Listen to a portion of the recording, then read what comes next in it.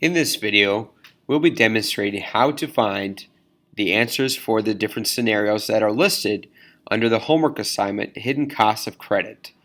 So what we're doing is we'll be using a calculator that's on a website called foundationsu.com. And we're going to scroll down to where it says High School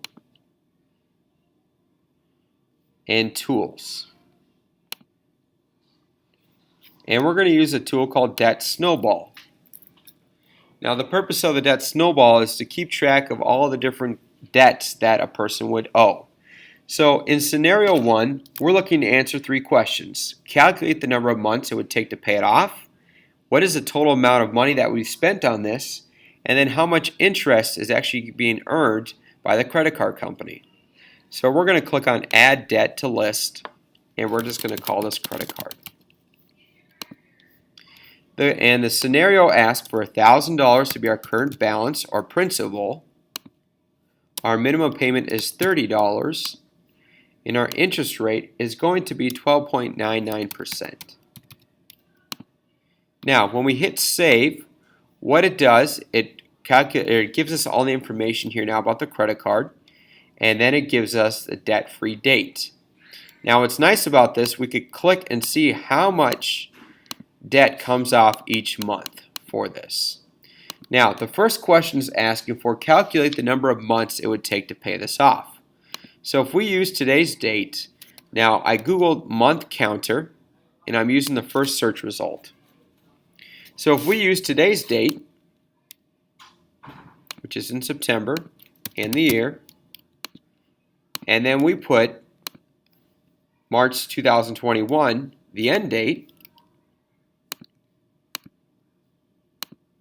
when we hit calculate duration, we would find that it would take 1,277 days to pay off this credit card. Now, the question is asking calculate the number of months it would take to pay off this debt. So we have 3 years and 6 months. So 3 times 12 months in a year, we'd be at 36 plus 6 months. After that, we would be at 42 months. So calculate the number of months, it'd be 42.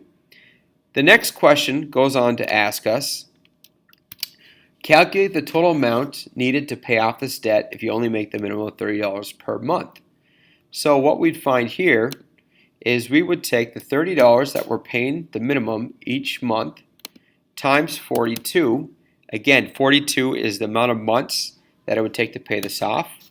We would pay $1,260 towards this credit card bill to pay it off.